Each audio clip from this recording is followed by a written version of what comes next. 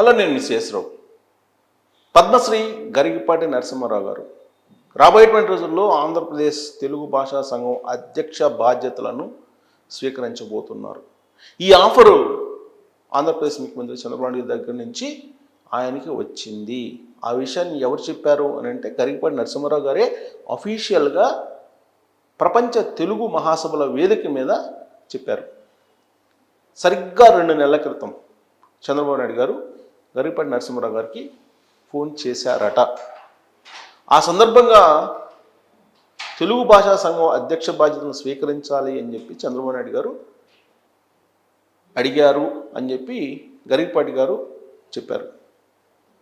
గరిగిపాటి గారు ప్రపంచ తెలుగు మహాసభల వేదిక మీద నుంచి చెప్పినటువంటి మాటలు ఇవి. అయితే కొంత సమయం ఇవ్వండి, ఆలోచించి నేను మీకు మళ్ళా చెప్తాను అని చెప్పి చెప్పారట. వెంటనే 2 గంటల తర్వాత మళ్ళా చంద్రబాబు నాయుడు గారికి ఫోన్ చేసి 2 అంశాలు చెప్తూ, ఈ 2 అంశాలు కనుక మీరు ఫిలప్ చేయగలిగితే నేను తెలుగు భాషా సంఘం అధ్యక్ష బాధ్యతలను స్వీకరించగలను.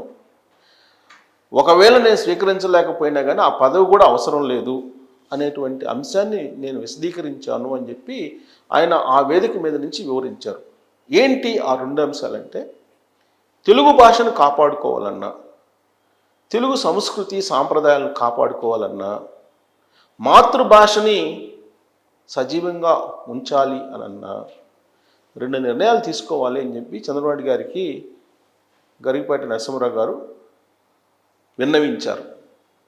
ఆ 2 చేస్తే డెఫినెట్గా మీరు ఇచ్చినటువంటి ఆఫర్ను నేను స్వీకరించగలను అని చెప్పి చెప్పారని ఆయన వెల్లడించారు.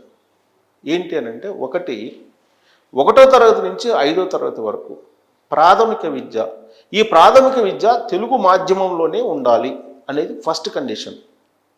తెలుగు మాధ్యమంలో ఉంటేనే డెఫినెట్గా వాళ్ళకి పరిజ్ఞానం వస్తుంది విద్యార్థులకి అనేది ఒక కండిషన్.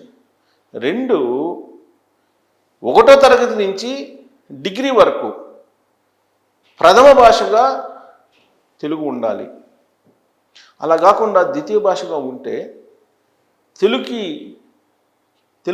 అప్రాధాన్యం వస్తుంది. కాబట్టి ప్రథమ భాషగా 1వ తరగతి నుంచి డిగ్రీ వరకు ఉండాలి అనేటువంటిది ఇంకొక అంశం.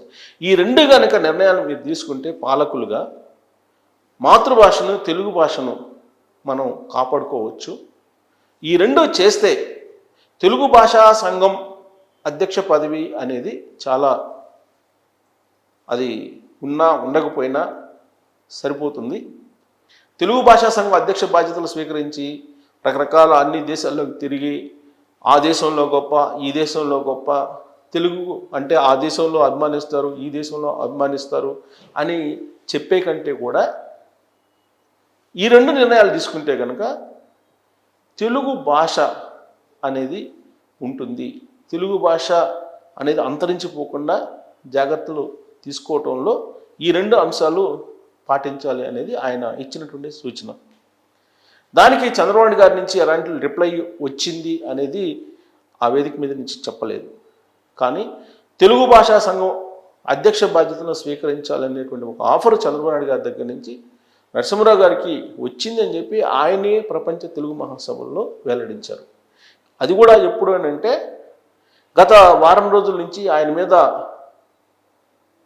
కామేశ్వరి గారు రకరకాల కామెంట్లు చేస్తున్నారు. ఆయన ప్రైవేటు జీవితాన్ని బయటికి తీసుకొచ్చారు. ఆయనకు ఉన్నటువంటి కీర్తి ప్రతిష్టల్ని మసకబారేలా చేసే ప్రయత్నం చేశారు. ఈ సందర్భంలో సోషల్ మీడియాలో కామేశ్వరి గారు అలాగే గరిగిపాటి నరసింహారావు గారు మధ్య అసలు ఏం జరిగింది అనే దాని మీద రకరకాలుగా వీడియోలు వస్తున్నటువంటి సందర్భంలో ఆయన హాజరయ్యారు. వాళ్ళ ఆహ్వానం మేరకు ఆయన వెళ్ళి నిర్మోహాటంగా నిష్కర్షగా ఆయన ప్రసంగించారు. ఆ ప్రసంగంలో వెల్లడించినటువంటి అంశమే ఇది. అంటే చాగంటి కోటేశ్వరరావు గారికి ప్రభుత్వ సలహాదారుగా పదవి ఇవ్వడానికి సిద్ధమైనటువంటి తరుణంలోనే అదే సమయంలో గరిగిపాటి నరసింహారావు గారికి కూడా తెలుగు భాషా సంఘం అధ్యక్షులుగా అవకాశం ఇవ్వడానికి చంద్రబాబు నాయుడు గారు నిర్ణయించుకున్నారు అని చెప్పి స్పష్టం అవుతుంది.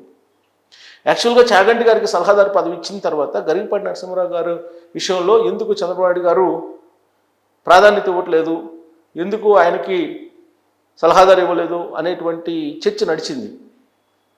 అయితే తెలుగు భాషా సంఘం అధ్యక్షులుగా గరికపాటి గారిని నియమించాలనే ఒక నిర్ణయం చంద్రబాబు గారు తీసుకున్నారు అనేటువంటిది ఇప్పుడు గరికపాటి గారు స్పష్టం చేశారు. పైగా ఎన్టీ రామారావు గారు అంటే అపారమైనటువంటి అభిమానం గరికపాటి గారికి.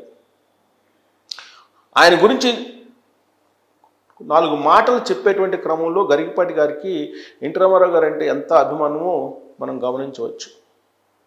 అసలు అప్పట్లో ఆయన ఎన్టీ రామారావు గారి అభిమాన సంఘం అధ్యక్షులుగా చేశాను అని చెప్పి చెప్తూ ఉన్నారు ఆయనే.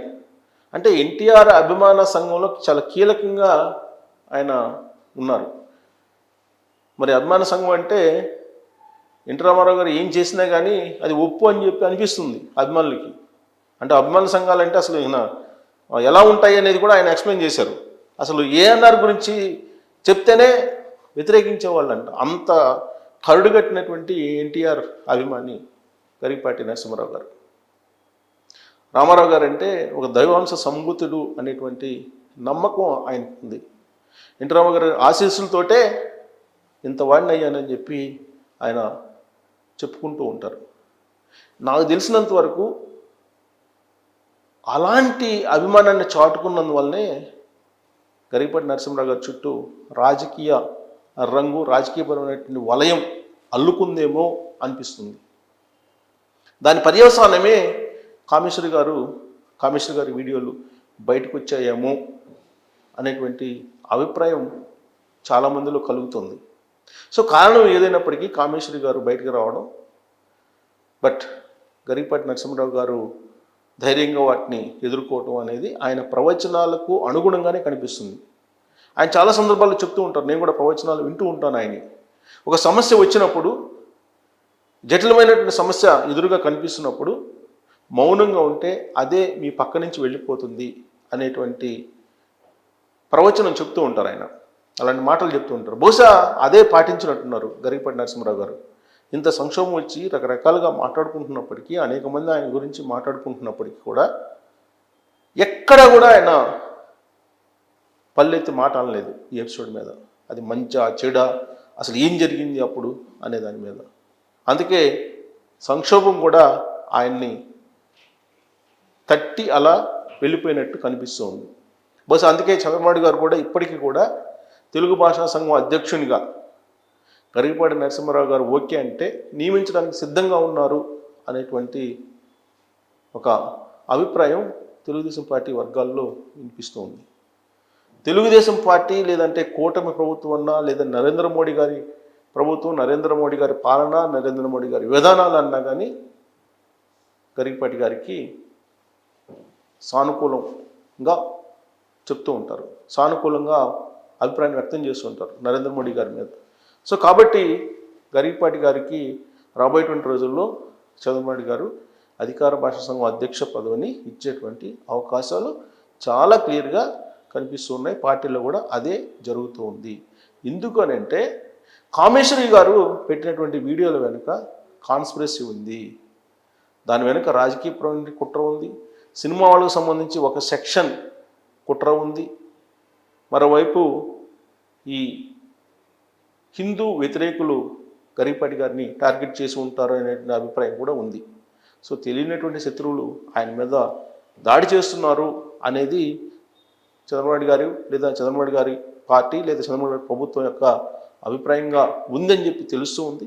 కాబట్టి ఆయనకి ఏదైతే ఆఫర్ వచ్చిందో చంద్రబాబు గారి దగ్గర నుంచి అది స్వీకరించడానికి గరికపాటి గారు సిద్ధంగా ఉంటే డెఫినెట్గా రాబోయే రోజుల్లో చంద్రబాబు గారు ఆ పదవిని ఇవ్వడానికి సిద్ధంగా ఉన్నారనేది పార్టీ వర్గాల నుంచి వినిపిస్తూ ఉంది.